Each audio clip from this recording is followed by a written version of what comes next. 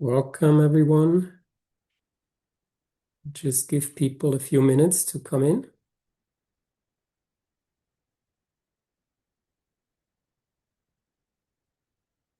I see that participants are joining. Welcome.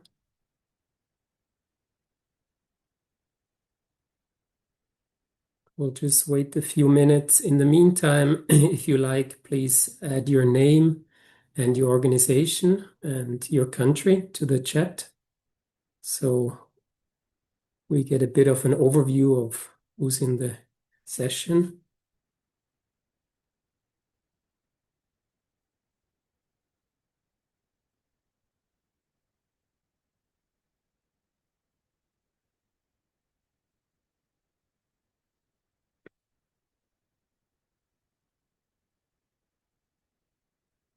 I see some more people are joining. Let's wait another few minutes. Thank you for adding your name, your organization, and your location, your country, to the chat.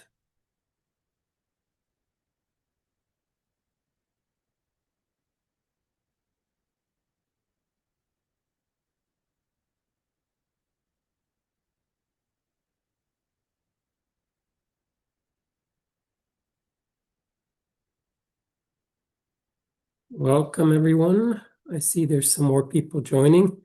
Let's just wait another minute or two.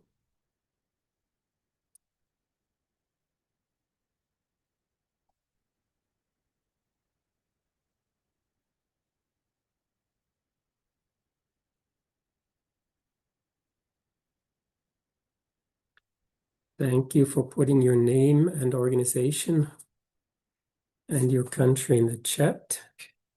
Okay, a few more people are joining.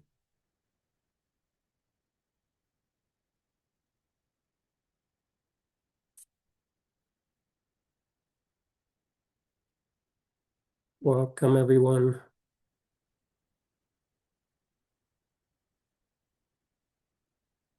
Let's give it one more minute and then we'll start.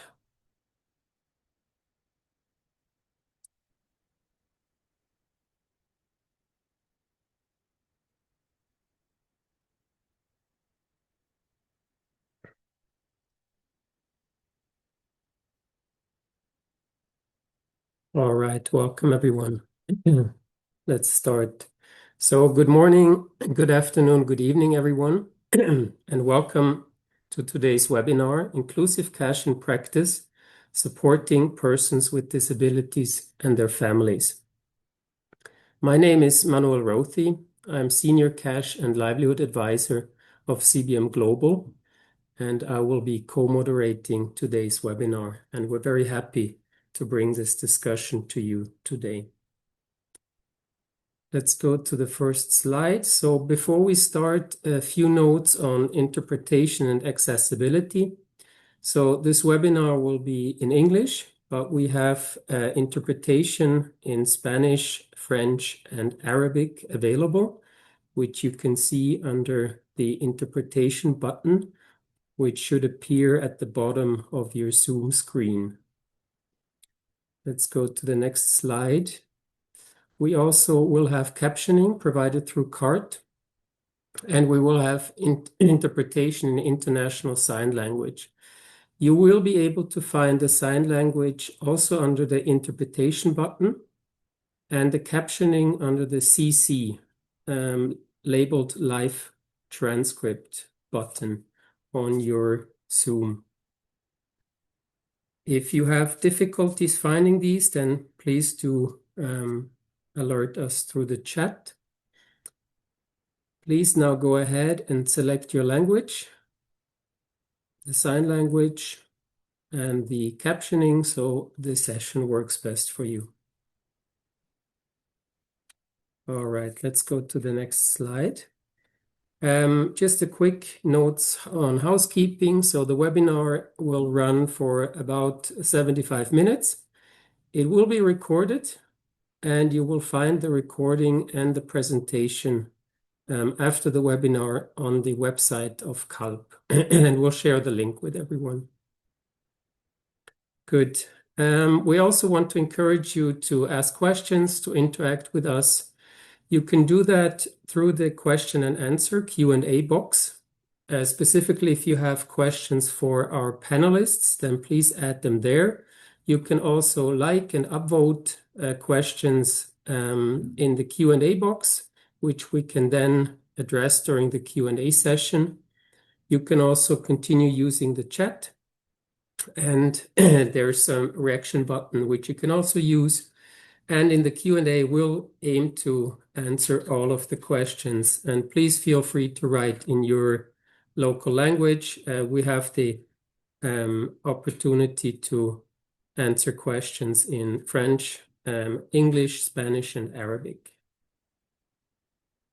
Good. So what are the objectives of this webinar? We have invited a number of panelists which can help us bring different perspectives on why cash assistance is an effective and empowering modality to support people with disabilities and their households. We also want to highlight why it's so important that we're deliberate around reaching people with disabilities and their families, making sure that households with people with disabilities are included in humanitarian cash transfers, but also in other forms of cash transfer, that there's no exclusion. And we want to share some practical approaches on how we can ensure that cash assistance programs are more inclusive, but also that they lead to better outcomes for people with disabilities in the long term. Let's go to the next slide. So I just want to share briefly some experiences from CBM Global, and also align us to set the scene that we're talking about, that we know we're talking about the same thing. So what do we mean by cash assistance? Quite simply, it means people receive money rather than in-kind aid or services, and they can choose themselves what they want to spend the money on.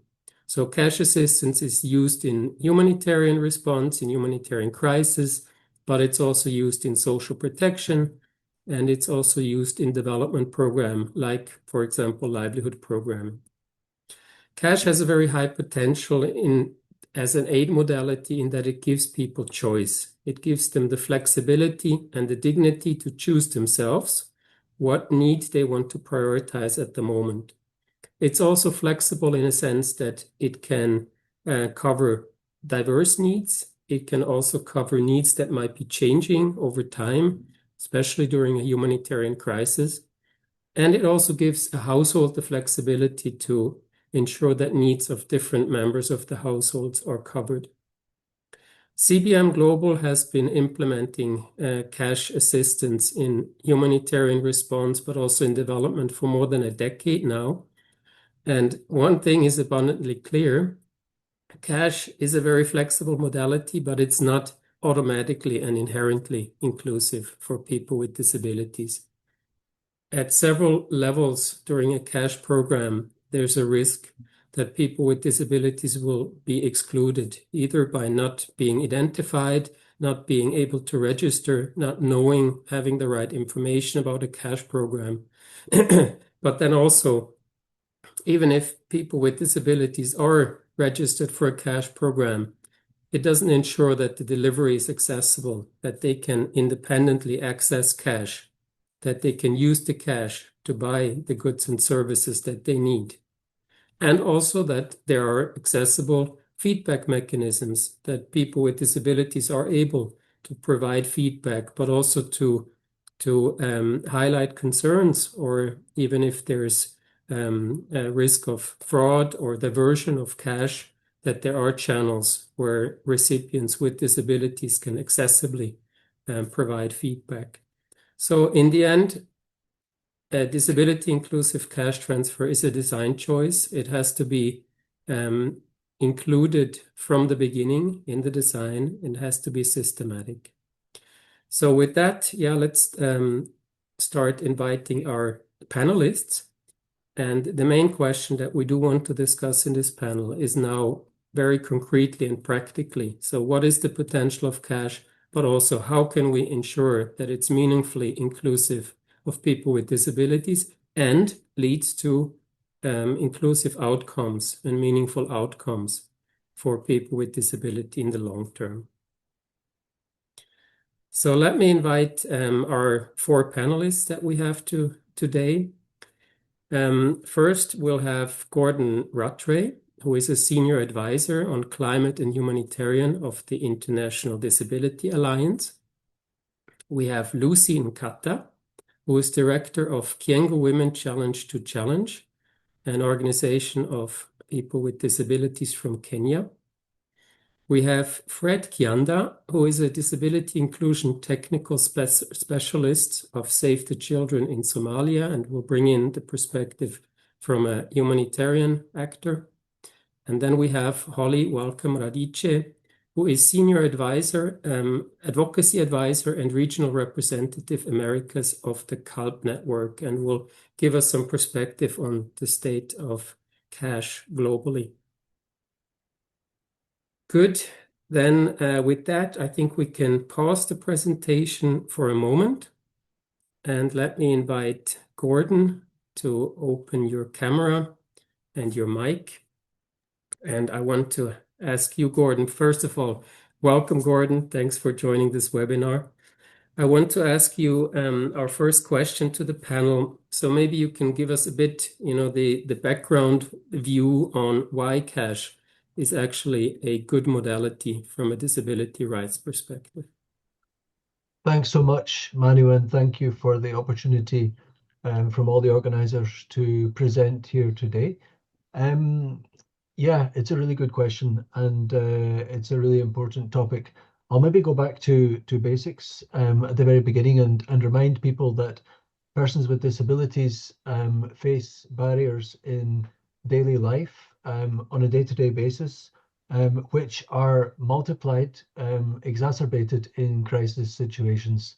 And cash, as Manu spoke about at the beginning, cash gives people choice, dignity, and autonomy, and therefore, at its most basic level, cash is a great way to help people with disabilities and their families to overcome these barriers, and therefore, especially in emergency situations where the barriers have been increased. There is evidence to show that families of people with disabilities have specific and often greater costs in daily living, again, especially in emergency contexts, for things such as healthcare, transport, accessible transport, accessibility in the home, and then especially if they have been displaced, to make sure that the place where they are living is accessible. Things like assistive devices, wheelchairs, hearing aids, but all kinds of different assistive devices. And of course, the various different forms of personal support, whether it be assistance, family members, or other forms of care. Everything here costs money, and the people who are best placed to decide how to budget their available income are the people with disabilities and their families themselves. So them having availability to cash to make these decisions is the most economically beneficial way of using the available funding, but also the most effective way of making sure that these people can recover as quickly as possible and restore the autonomy and independence that they, in most cases, would have had before the crisis. So it's really clear that cash and voucher, whichever are the systems that are being used, the flexibility that's provided is key to allow people with disabilities and their families to restore the autonomy and independence that they've had. And then very briefly, going beyond the family level, this, of course, promotes inclusion and participation in the community and the wider community, strengthening the community as it recovers, strengthening the local markets, of course. And the end result is that you have improved well-being of the individual, of the family, stronger family resilience, stronger personal resilience, but also greater resilience at community level as well. So important from so many different aspects, and really one of the key points of any emergency response. I'll stop there for now, Manu. Thank you so much, Gordon. Yeah, so there's a high potential of cash, especially for people with disability, to address specific needs. And one of the key elements of ensuring that the design of a cash program is inclusive from the start is working together with organizations of people with disabilities. And so I would like to invite Lucy, if you could open your camera and your mic. So you're working for a organization of people with disabilities in Kenya, and you have been actively involved in humanitarian cash programming. Welcome, Lucy. Nice to see you. So I wanted to ask if you could share some of your experiences of working on cash assistance programs and what the key elements are to ensure that they really work for people with disabilities. Thank you very much, Manuel, and good morning, good afternoon, good evening for all our participants across the globe. My name is Lucy, as you've heard, and I work with an OPD in Meru, Kenya, in fact, rural Meru, Kenya. And one of the experiences that I had was when we were doing a response for the a drought in one of the wards in Meru County. And the biggest experience that I had was that we were involved as an OPD and other OPDs around that ward. We were involved in identification of beneficiaries. And of course, you see, for the cash assistance and any other program or any other intervention, mostly people go to the chiefs or the chiefs camps to be enrolled. But for us, when the OPDs were involved, it was very easy for Red Cross, because then we were doing the program with Red Cross and CBM Global. So it was easy for them to get, the people who are farthest, like those who cannot be able to go even for that registration in the chiefs camps. So that is how the OPDs were involved, and we were able to identify the most vulnerable and the farthest behind.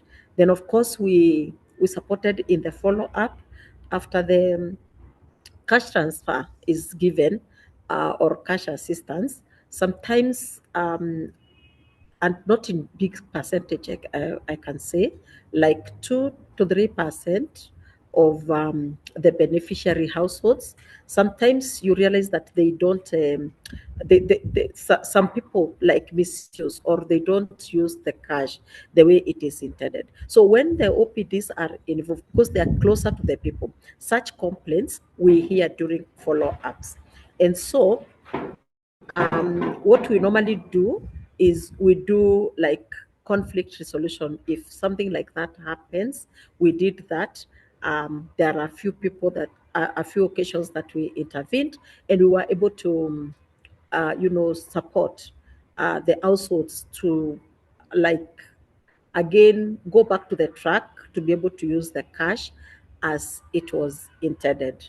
So yeah, for me that was the experience that I had, and also of course with my OPDs. But just to emphasize that when you use OPDs, it is easy to reach more people and most vulnerable people. A thing that cannot be achieved when people are like gathered in one chief's camp and they are doing enrollment, because of course, again, even because of the commotions and everything else, people with disabilities can just be easily left out. Thank you, Manu. Thank you so much, Lucy. I think such an important point that for identification, the collaboration with local OPDs is key. But also, as you said, you can support the active outreach, and the active outreach and the accessible feedback is what we need. that to give people with disabilities a voice and being able to identify those cases where there is conflict or where intra-household people with disabilities are not involved in decision making. Good. Next, welcome, Fred. Thanks so much for joining. Now, you have been implementing cash programs in Somalia that are explicitly inclusive of people with disabilities, but also really researching and learning around what works and what doesn't work. So could you share with us from the perspective of a humanitarian agency on what works, what are the key lessons, but also what are things that we might need to do differently as humanitarians going forward? Thank you, Manuel. My name is Fred. So one of the things that we have been told by Manuel and Gordon is the effects of cash in communities, but ideally also the equalization of cash, especially for vulnerable communities, because cash helps to reduce inequalities and of course level the playing field, especially for households with children or adults with additional needs. And this could be even children with disabilities or actually adults with disabilities.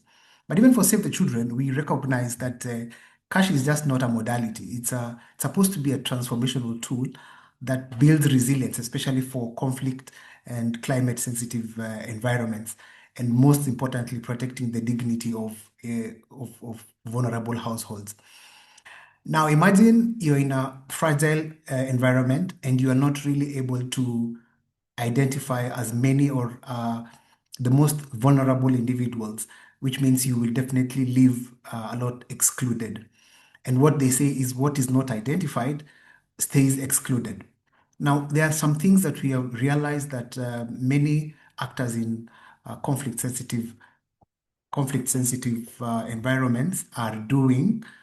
And some of the things that we want them to change is one is assumption on the understanding that communities would understand the whole range or spectrum of disabilities. Now, in a study that we were doing, one of the endline interviewers told us, which are the community leaders, that any less visible disability will most likely be missed.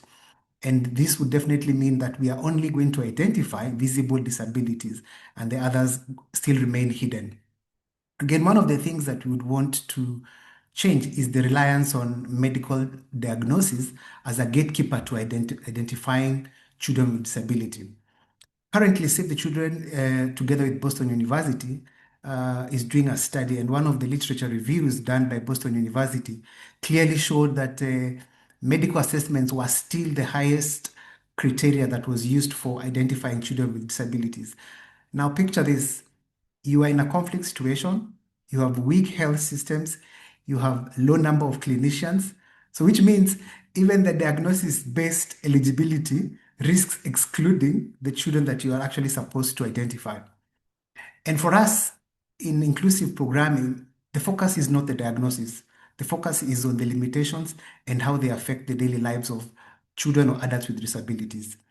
And of course, we understand that medical diagnosis reinforces stigma in not only conflict, but even in development settings. The third thing that we want to change and we're advocating is that we want people to stop saying disability inclusion is a specialized approach. And also there's perceptions that disability inclusion is hard, complex, expensive. Now, when you put in that attitudinal barrier we're already excluding a whole population, because what if we don't have a disability specialist? Does that mean we should not go ahead and do disability inclusion? The answer is no. And for Save the Children, we are moving towards mainstreaming and co-designing, monitoring and evaluation from the start. Now, one of the things that we need to shift towards is the use of a multi-layered approach. What do we mean? We have in our study right now, we are looking at the accuracy of a multi-layered approach, meaning the use of OPDs plus the use of community structures, the village relief committees, and the use of the standardized assessment forms, either the CFM or one of the Washington group of questions. Because we understand and we acknowledge that no single mechanism will capture every child. So by using a multi-layered identification approach, we are able to capture as many children with limitations as possible. The second shift that we are advocating is adapting tools to context, to local context. I mean, for example, you could have different understanding of disability from data enumerators, from organizations of persons with disabilities themselves, village relief committees. So it is important to adapt our tools to capture the local context, but also translations that could differ. For example, if we say the assistive technology in a developed country, what does that mean in a local humanitarian crisis? And the third thing that we actually want to advocate, and we have seen in our study, is the use of a cash plus an integrated approach. Now we understand cash addresses the immediate consumption needs, but not the structural service gaps. So in fragile context, we need to design cash not as a standalone project, but cash plus a complementary project. For example, in the study that we were doing, we realized that 145 children with hearing difficulties, only 7 had hearing aids. But also, 2/3 of that, those with glasses, were still having severe seeing difficulties. So I think it is high time that we are able to move forward from cash standalone because, like Manuel has said, the outcome of cash is great, but looking at just cash alone will not give us the intended impact. So we are advocating for cash plus an integrated complementary support being health. So cash and health, cash and nutrition, cash and rehabilitation, or cash and psychosocial support. Thank you for now. Thank you so much, Fred, for these valuable lessons. And I really, really endorse that disability inclusion should not be a specialized approach for specialized organization, but it's a mainstream approach, something that we have to do in all cash programming. And with that, let me invite Holly and ask you, Holly, if you could tell us a bit around the state of disability inclusion in cash assistance globally. We basically know what we need to do on project level, but where do we stand? Great, thanks. And very interesting remarks from the colleagues. I'll try to complement it from a cash background. Excited to be in a space with a lot of people that are disability experts. So the simplest answer is we don't fully know where we are in terms of cash and disability inclusion. So the most recent information that we have is from our flagship report, which came out in 2003, which is State of the World's Cash. And what we saw was there's some recognition that there are specific needs, barriers, priorities of different groups of people of different types of disabilities. But at the same time, as it was just mentioned, most of that work is being done by specialized organizations, and that perception really needs to change. Many organizations have people with disabilities as a main target group. However, when they're designing, there's still lots of gaps. The meaningful participation and inclusion isn't there. Adaptations of different needs, transfer values, all of these things that need to change to make cash fully disability inclusive are not really happening. But what I can say, I'm happy to say that there is growing interest. So we at CALP since 2023 have been working with partners to kind of build momentum, build capacity, open up spaces for learning. So in 2023, we had our first big event, which was with CBM, IOM, and the European Disability Forum. In 2024, we had followed an event after the release of the Disability Inclusive CVA e-learning. We did also a complementary learning event to that. And we've also started a community of practice with people to be able to, we've had about 3 or 4 events where we can talk about disability inclusive cash and voucher assistance. So that's great. But what I can say, the biggest limitation has been, this is coming from going towards cash people and not necessarily working with organizations of people with disabilities. So there has been that has been more limited, and that really is the biggest gap that I can see. So we need more collaboration from the cash side with organizations of people with disabilities. So that's where I will leave it. Thank you so much, Holly. And yeah, I think that's one of the key points, key takeaways for us, that we do need this collaboration between the cash specialists and the inclusion specialists within organizations, but also across organizations and coordination mechanisms. So with that, let me ask a couple of more questions to our panel before we go to the Q&A. And now I would like to put our focus especially on the long-term outcomes for people with disabilities. Fred, you have already mentioned that Cash Plus is one of the avenues to create sustainable outcomes for people with disabilities and their families. I would like to invite Gordon.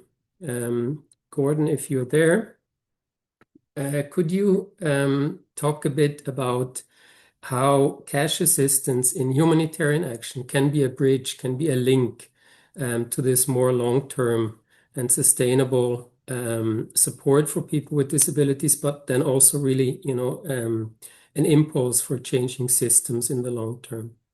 Yeah, thanks very much, Manu. So, indeed, it has the potential not only to allow people to regain their independence at the time of the crisis, but also to strengthen the overall system and recovery in the long term.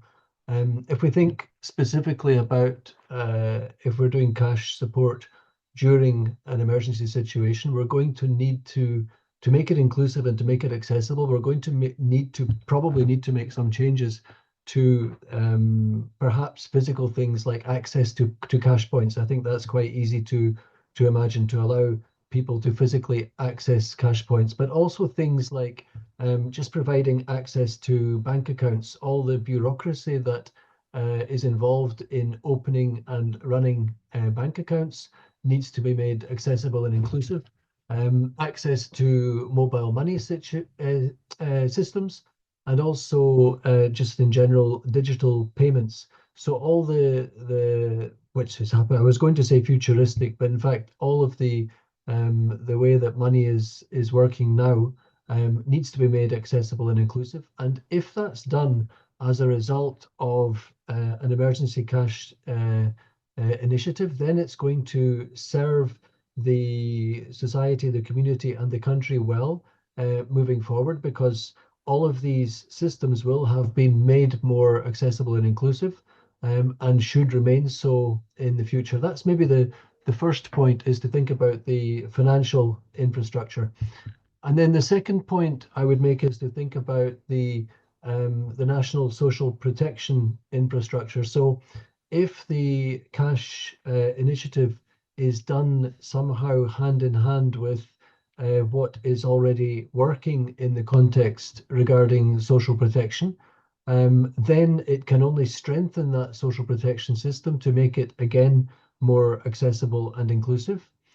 Or if the social protection system didn't exist or has been completely destroyed as a result of whatever is the crisis, then the cash initiative can help to rebuild or to create a social protection system which, if the cash system is done accessibly and inclusively, is therefore going to be more inclusive of all moving forward. So really the message here is that it doesn't just help households and individuals recover more quickly, but it provides ways of making sure that we end up with a stronger, more accessible, more inclusive infrastructure regarding financial infrastructures and regarding social protection for really potentially for the whole country moving forward. And it's really good to note here that all of this, although disability is the driver and disability inclusion is the leader here in making this system accessible, it's beneficial to virtually everybody in the community, because everyone will need access to this finance and potentially access to social protection.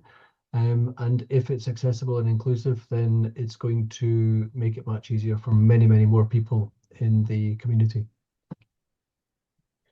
Fantastic points. Thank you, Gordon. To make the long-term outcomes happen, and as Holly has said, there needs to be collaboration between the disability movement and cash actors and the humanitarian sector. So I would like to invite you, Lucy. Maybe you could give us some perspectives on how we can improve collaboration what do you want to see from cash actors going forward so that this collaboration is meaningful? Thank you so much again, Manuel, um, and everybody. One thing that I would want to say as a person with a disability and a leader in OPD is to see meaningful involvement of persons with disabilities and our representative organizations, because we are the people on the ground. We have the experience. Because if this happens, it will cultivate long-term relationships even before the crisis. Because for some humanitarian organizations, we rush. During crisis, for example, everybody is running here and there. There is no even proper coordination. So if you hadn't built a proper long-term relationship with OPDs, it's very hard for us to be able to involve them when there is crisis. So if there could be that long-term relationship, and then of course if they can assist in building the capacity of persons with the disabilities to be able to participate in the response as equal partners, not as beneficiaries, or maybe one being inferior or superior to the other. So for me, I would want to see that partnership come out, like, because this is the only way people with disabilities can be able to bring in their full potential in supporting the response to ensure that we reach everybody, including people with severe disabilities. And then, of course, if they could involve persons with disabilities in the processes, including designs and implementation, and also monitoring and evaluation. So, especially for the design, because I know most people come for people with disabilities after everything is, in moving, and then you remember, oh, we did not involve people with disabilities. So if we could involve them prior and before, I think that would be very, very important, especially during the design. And then, of course, uh, the partnerships, the meaningful engagement would also ensure equitable access to aid and reaching the farthest behind through gender, age, and disability disaggregated data, and involvement of OPDs in the identification process. As I had said before, as I had shared my experience, involving people with disabilities during data collection or identification, this will really give the humanitarian actors the correct data to make sure that you're reaching the right people. What are their age? What are their gender? What are their disabilities? Even for those disabilities that are invisible. And then, of course, they also need to make the infrastructure should be accessible, be it in their offices, be it in temporary settlements, sanitation in the temporary shelters, for example, any facilities that are being used during the response. Also giving information on any response in accessible formats, of course, for the benefit of our deaf people, and also people who are blind. And then, of course, adapting the universal design for the infrastructure. That is what I really advocate for.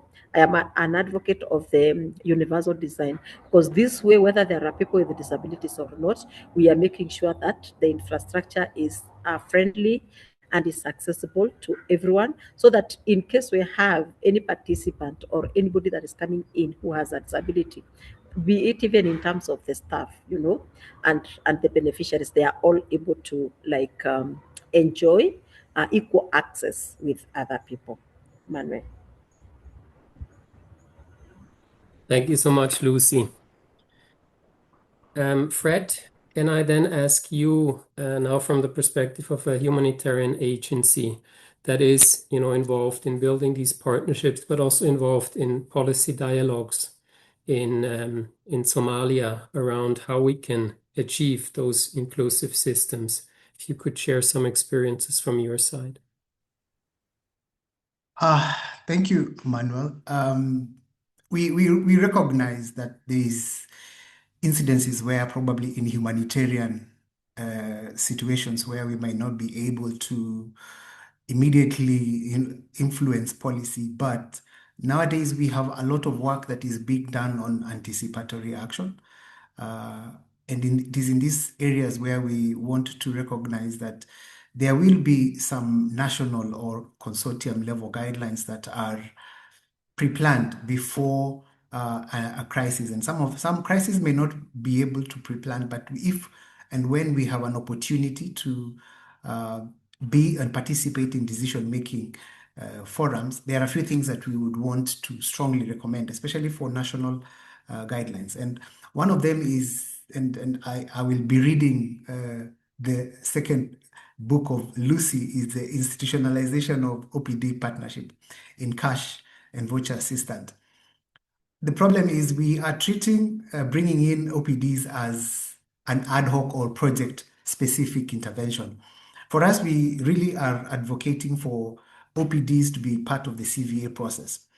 And we have seen various outcomes that have led to impactful engagement with OPDs. In one of OPDs in Somalia, PIDON is an organization that started as an OPD. Right now, it has grown to be an implementing partner, and it has grown to be an umbrella.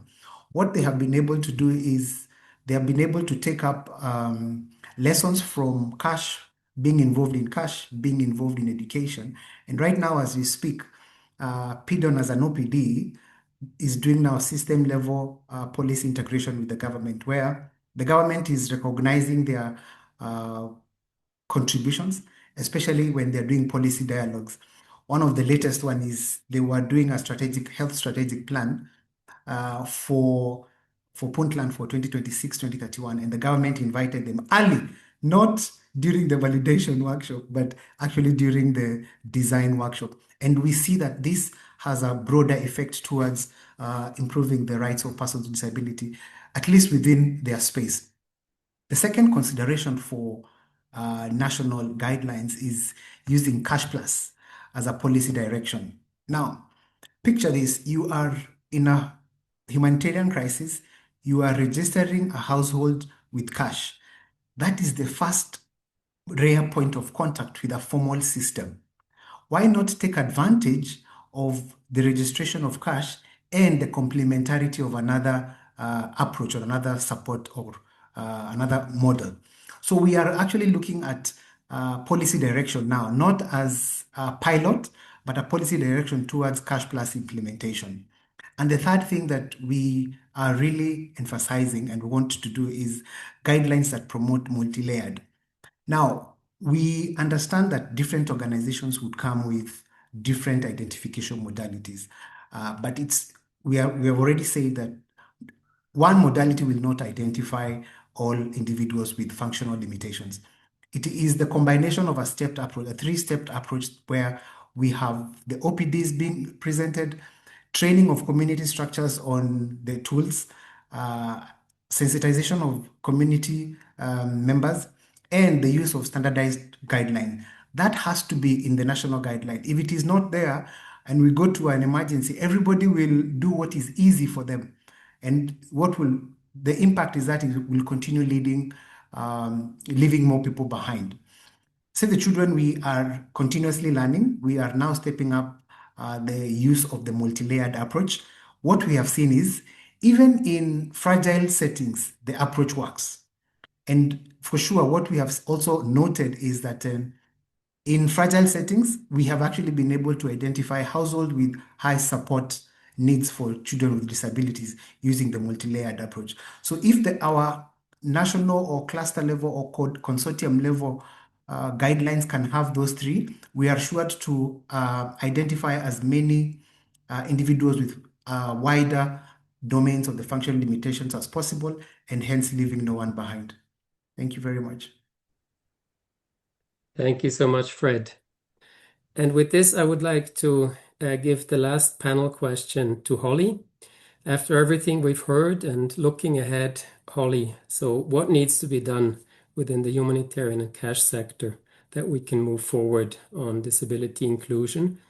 And then, Holly, you've also been monitoring the Q&A, so I'll hand over right to you so that Yes, you can thank then you. also lead the Q&A. Yeah, and we've got questions coming in, so I'm really happy with that. So, I mean, I'm hard to follow up on this, but I'm going to follow from like sort of very high level. So, in CALP, we have recently done a study which is about cost efficiency, and it's really trying to bring us to be more accountable to people. We're in a situation where we have less humanitarian aid, and we need to do better. We need to be able to use our money more wisely, and we need to reach the people that are most in need. So we really need to shift leadership funding decisions to local actors and organizations of people with disabilities, number one, and related to CASH specifically.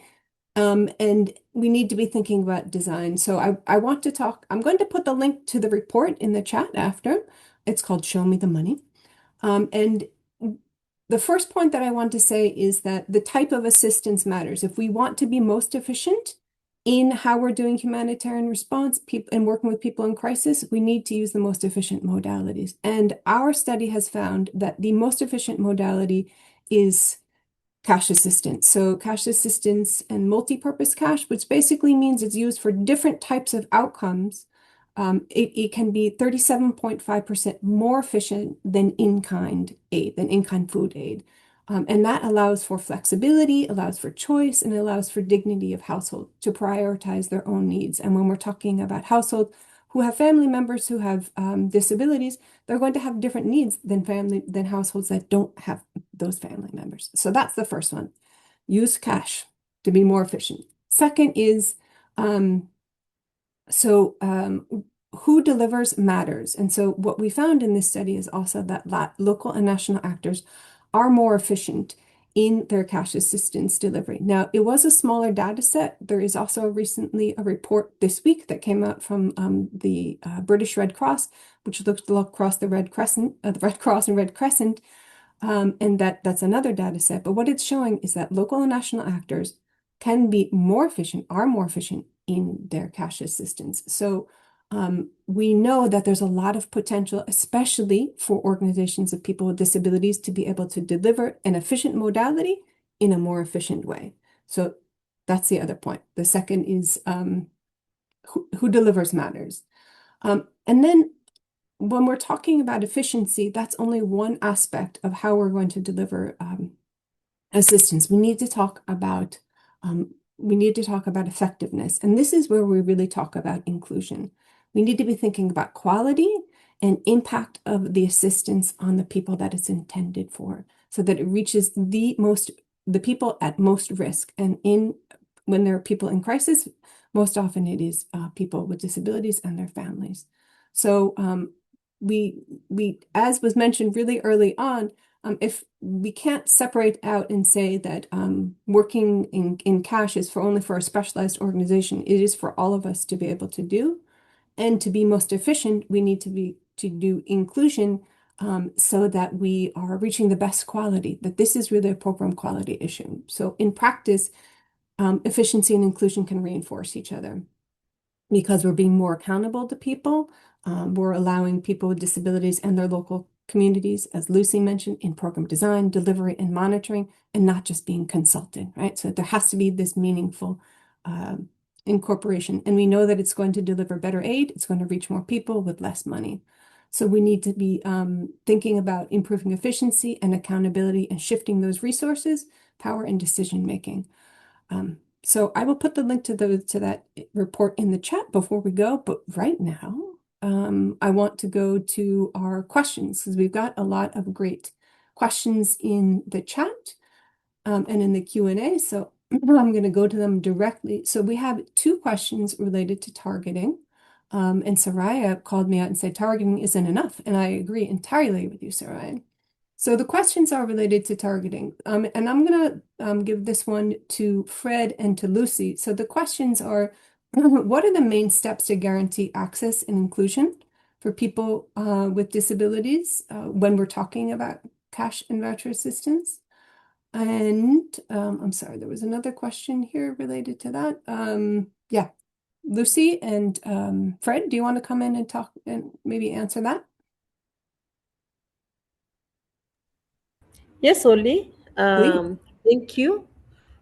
For the steps, I I think the very first step is to make sure that, as I said before, that you are working with organizations of persons with disabilities from the beginning. So the first step for me is to identify the OPDs around the area of intervention, whatever kind of intervention it is. You ensure that you are collaborating closely with OPDs, and of course, as I said again, meaningfully and being like partners, not where there is this one is above this one. So if we could have that meaningful, I like the word meaningful, deliberate, intentional involvement of OPDs and its leadership. That would be very good for starters. And maybe the other step is to ensure that the OPDs and people involved in the response, especially those who have disability, be it even the advisors, that they are, involved in the follow up, and making sure that feedback, whichever feedback that is given to the organizations, they are taking it and acting on it. Because again, there is no need of feedback if there is no action, that is taken against it. Yeah. So those are my 2 points. Thanks for that. Just to Fred, I also wanted to throw something else at you while you're going to answer that question. All right. Okay, cool. There was another question, which is about intended use of cash. Now, I have answered to the colleague who put it in there that cash is flexible. We can't oblige people to spend things on anything, right? That's where the dignity and choice comes in. But you talked a bit about Cash Plus. Maybe you can give some examples in there as well as talking about the targeting. So I'm going to throw a double header at you. Yeah, so one of the things that we also wanted to add from what Lucy was saying is the idea of framing disability from a rights perspective is actually very important. I don't want to overemphasize the use of OPDs, but once we actually are able to just frame disability from a rights perspective and also be able to be transparent about the criteria and invest in sensitization, especially for the implementers, goes a long way. And mostly the layered mechanism. Now, to guide your question, the issue about use and misuse, for Save the Children Somalia, and especially for our DI, MPCI, we focused mainly on unrestricted cash and may not have really dealt on a lot of voucher at the moment. But in terms of misuse, from our experience across the FGDs, for use, many FGDs showed us beneficiaries really looked at spending MPCA on food, water, medicines, hygiene, clothing, and school fees, especially for Somalia, where each child has to pay school fees, but also transportation of children with disabilities to school and debt repayment. For misuse, well, FGDs really beneficiaries consistently reported no harm really, and non-essential was not really very clear, but we are not so sure about the non-essentials that were used in purchases, but we should be able to document that in our report and share widely once the report of the study is done. Thanks for that. I can maybe just add to that one as well that sometimes we see that a combination between cash allows people the flexibility to be able to make the decisions they need. But if there's something that can be that they may deprioritize, very often that is health, it may be health-related needs for a loved one. A voucher can be helpful for that, where we can allow for quality, but pairing them together. So you kind of alleviate that pain that people have of taking, one bad decision over another. So that's why we talk about Cash Plus and having different options. Manu, I want to give you a question here that came from Mohammed, which asks that in many contexts, persons with disabilities face additional costs related to healthcare, transportation, assistive devices, and caregiving. So How are organizations accounting for disability-related expenditures when determining transfer values and assessing program adequacy? So I know you all have worked on that quite a bit. It's also addressed in the e-learning. So maybe you want to talk about some good practices there. Thanks so much, Holly, and thanks for the question. So yes, I mean, let me give as background that there's a lot of research that establishes that people with disabilities have higher cost. So these are sometimes called extra cost. So this can be accessible transport or needing to bring a support person to the clinic. It can be small service fees, like having to pay someone to fetch water or to wash your clothes. It can be additional medicine that you need that is really a basic need for you that is relates to your disability. It can be hygiene items that you need. It can be specific clothes items. So it's really, we're talking about basic needs here. And we're talking about people with disabilities having these additional costs to be able to get through a crisis or cover their basic needs. So what we and other humanitarian cash actors have been doing is assessing these extra costs together with gap analysis or needs analysis in humanitarian crisis and just asking people, what are your additional costs? There's different ways on how to assess extra costs by comparing, average expenditures of households with people with disability, households without members with disability. I won't go into the details. There's literature on that, on how to do it properly. But I think the essential thing is that we have to recognize that these extra costs are there. We have to, as far as we can in our program design, take account of these extra costs. And we do that with top-up transfers to households with people with disabilities in humanitarian crisis. And we also have to raise awareness that these extra costs exist, for example, within local coordination structures, local cash working group, speaking with government and other humanitarian actors.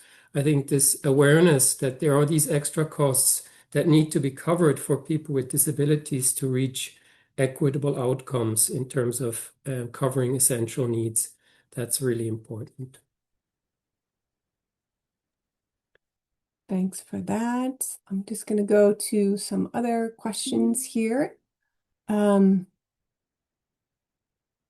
So maybe this question for you, Lucy. There's a question here from, sorry, just moved on me, from Sarah, who is also in Kenya. And she asks, how do OPDs deal with intersecting challenges of people with disabilities, given that our programming and funds limit our potential supporting? So maybe like how are I'm not sure if you're getting that question entirely. Are you still there, Lucy? Yeah, I'm still here, and yes, I get the question. Okay, great. Please go. I agree with Sarah that there are so many intersections that are associated with people with disabilities, being a woman, maybe a young woman with a disability, or even being a young woman with severe disability, all those intersections. But I think the best way to deal with that, and from our experience, is just to keep data of people with different kind of needs, so that in case of any intervention, you can be able to pinpoint what are who needs what at what stage. Also bring a lot of advocacy as OPDs, because it is our work to advocate for the rights of people with disabilities in general. So through advocacy, you engage the government, what may be and other stakeholders, what may be the humanitarian actor A is providing. Maybe this one is providing for some little cash, maybe for food items. Then you can look for other organizations that are doing like supportive services, like the diapers, and the accessible sanitary pads, assistive devices. So you need to widen your network as an OPD, so that you know which organization does what, so that through advocacy we are able to pick this help from here, a little other from there, a little from there. And at the end of the day, I know we might not be able to like fully like give everything that people with disabilities need, but with that little pocket, we are able to respond to the essential and immediate needs of people with disabilities, especially during crisis. Thank you. Gordon, I want to come to you if you're still there. There have been some questions that are more like at a high level related to I can never say it, CRPD. In my mind, I can't remember those acronyms. And really, the questions are sort of the intersection related to upholding what these agreements are and how cash is connecting into there. Maybe you can talk a little bit about some of the international work that's being done and how you're seeing that cash is intersecting there. Sure, yeah. So for those who are not aware, the UN Convention on the Rights of Persons with Disabilities has been ratified by almost all countries in the world, which means that these countries are legally bound to incorporate the articles of the CRPD, which cover all aspects of people's daily life, from health, education, accessibility, and also humanitarian and crisis situations, to make sure that persons with disabilities have equal access to all services, all government services in society, on the same basis with everybody else in the community. So the CRPD is the go-to international framework that we should be using as organizations of persons with disabilities to make sure that people with disabilities realize their rights. And of course, that means that I specifically mentioned accessibility. I think it's Article 9 of the CRPD says that all services provided by the government, but it also can extend beyond the government. All services must be fully accessible. So this means that when we're doing a humanitarian response, we must, in order to be in line with the UN Convention, we must make sure that these response provisions are fully accessible to people with disabilities. Again, Article 9 of the CRPD is on accessibility, and Article 11 talks about situations of risk and humanitarian emergency. So really, this is the international framework which holds our governments to account, and makes them legally obliged to ensure that people with disabilities are included. And for anyone there from OPDs or anyone else who is looking to see where people should be accountable, then the CRPD is where it lies. And then there are, if I can just take another 1 minute to talk further, there are specific guidelines in place. Since 2019, we have the IASC guidelines on inclusion of persons with disabilities in humanitarian response, which is a guidelines covering all different areas of humanitarian action, but also in there are specific guidance on how, why and how to do cash response in a way that's inclusive of persons with disabilities. I'll drop a link in the chat to the IASC guidelines, unless anyone else gets there first and wants to do that. No, go ahead. Maybe that's the maybe that's the top line answer at this point. Great. Thank you so much for that. It's important to be able to recognize that these exist, and that we need to be advocating and getting to know them. Especially, I can say, from the cash perspective, we need to understand that more. Couple more questions. I'm going to take one of them. It's a little bit more general, and it's coming from Pramina, if I hope I said your name correctly, which is about successful mainstreaming of humanitarian cash, and what does it look like? So it's a really big question. What I can say that the best cash and voucher assistance for people in crisis is one that gets to people in the way that they want it, they need it, and the time that it will make a difference for them. So it's very specific to your context. If you're new to this modality, in many countries there are cash working groups, which are they lead on the thought in those countries for that. I did put the link to that in the chat. And I also will put into the link into the chat some resources that we have in CALP, which are training. They're online training, which are free, and I think they're fairly accessible. And you can learn more about the specifics of cash and voucher assistance there. That can kind of get you up to speed. And I also invite you to become a part of the CALP network and to follow what we're doing. We will also, at the very end, show you how you can become part of our community of practice on age and disability cash and voucher assistance, and that's a great spot to learn more about it. I have a couple other questions, and we have a little bit of time still. So we have from Helene has mentioned that they started a cash transfer project for families in Ukraine having a member with intellectual disabilities, and they're collaborating with an OPD in Ukraine. But they're asking if we have any recommendations concerning rates and frequencies.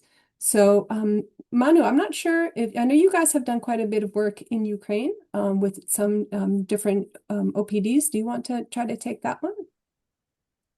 Thank you so much, Holly. Yes, CBM Global has been quite active.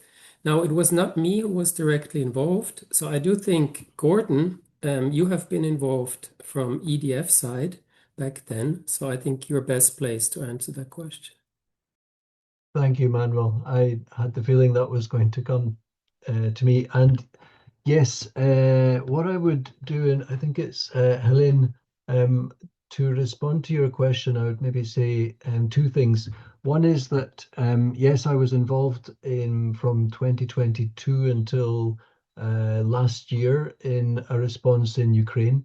And early on in that response, we did a cash feasibility assessment and produced guidelines on cash for persons with disabilities.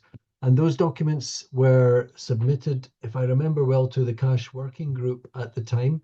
I'm talking here 2022 or 2023, so it is a few years ago. But what I would recommend is, as step one, to be in contact with the cash working group and find out initially if those documents are still existing, and if not, or I'm sure they will be, or if there are updates to those documents which can give guidance on the updated situation for people with disabilities in cash in Ukraine. And then secondly, you say that you're collaborating with an OPD. I would ask if it is an OPD specific for persons with intellectual disabilities. I think it would be really crucial to make sure that people with intellectual disabilities themselves, self-advocates, are involved in the response from as early as possible a stage to make sure that the cash that you're providing is adequate to their needs and also accessible in the way that they would require. I hope that helps. Absolutely does. Thank you, Gordon. And I have another question here that I'm not sure who can answer it. So I'm going to see who can. So the question is coming from Udul Hadoikul. I'm sorry, I'm saying that incorrectly, but the question is about digital cash, which is really an important thing because it is actually the most efficient cash. So the question is, how can agencies ensure that digital cash systems are accessible to people who cannot write, type, travel, or use smartphones, read complex text, or independently navigate websites because of physical, sensory, cognitive, and pain-related disabilities? I think this is such a compelling question. Who on the panel maybe could take a stab at that one? Fred, thank you. I could start. So, for example, in Somalia, where we have really fragile systems, one of the things and it's in areas where even depending on the context, banks cannot move to hand out maybe cash envelopes that we used to do a while back. So one of the things that really we looked at was digital cash. But in this case, it was like e-mobile money, cash in Somalia. But one of the things that we did is, of course, develop a guideline with the use of collaborating with OPDs and the Cash Consortium. And like Gordon has said, it is extremely important to work with the Cash Consortium to be able to harmonize the operational standards. So what we did was Cash Consortium led. Of course, there was discussions with OPDs, and not only OPDs, but various vulnerable groups. We're looking at older persons, we're looking at minority, we're looking at people from the various domains of disability to try and understand, okay, fine, we need to distribute cash using e-money or e-wallet in your phones. What are some of the challenges that we would face in such kind of instance would be maybe some of them don't have phones. Then what are the guidelines saying in terms of creating an alternative number that is linked to that? What are the protection risks? So there's a lot of issues that would come up even if you sit together. But one of the most important things is, first of all, the Cash Consortium has guidelines. Secondly, is the involvement of co-designing. The moment we are able to co-design our interventions with the different groups of vulnerable individuals in the community, together with the community leaders, we are able to take care of a lot of issues that may come, and also looking at the protection risks that would come. Protection risk is highly important to look at. So while we are also bringing in the inclusivity of the different vulnerable groups, the issue of protection risk must be looked at to before, during, and after the cash transfer. That is the only way to ascertain with the different context what are some of the best modalities. And it has worked for us. For Somalia, we're actually distributing e-money, and so far we have not had challenges with the post-distribution monitoring, especially on the delivery model. That's really exciting to hear that you've been able to do that. We have one last question that hasn't been answered, and I'm hoping, Manu, maybe you can answer that. We have 3 minutes left. I need 1 minute at the end, and the question is about indicators. So whether cashless assistance is truly disability inclusive beyond just counting people. What can you talk to us about that? Thanks, Holly. Yeah, and thanks for that question. I saw it in the chat. It's so important because in the end, just counting the number of people with disabilities who are registered, that does not give you the full picture. So we do need to measure the outcomes. Now, I think the main thing that I want to say here is that we know how to measure outcomes. We know as humanitarian actors how to measure food security, how to measure livelihood resilience, how to measure nutritional outcomes. So we have our compound indicators that we can use. Now the question is, do we know if it applies to people with disabilities?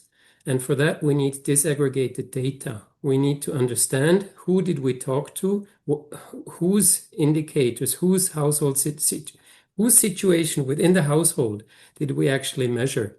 So in the end, it does not come down to inventing new indicators, although it can be interesting to assess, if people were able to access health, access assistive devices. There are some disability-specific outcomes.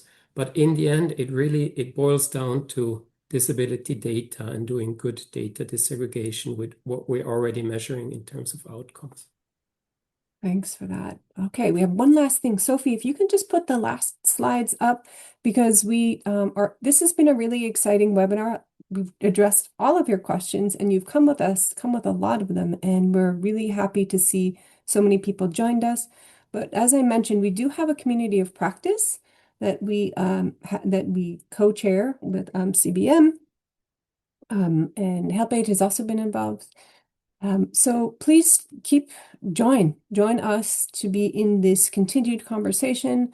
We've had one, this is our second event this year. In fact, we will probably have another one towards the last half of the year. You can always write me if you are not able to scan that, but I will put my email in the chat. You can also find me on the website for CALP. And we do want you to this conversation to keep going. So thank you so much for joining us. I think we just have one more slide, right? It's just thanking people. That's it. Thank you so much, everyone, for joining us today. We appreciate everything you're doing. we really want you all to become more involved in this, and we want to be involved in what you're doing. So have a wonderful rest of the day, wherever you are, could be evening. And we will catch you next time. Bye-bye. Thank you all so much. Thanks, Holly. Thanks to the panelists. Goodbye, everyone. Thank you.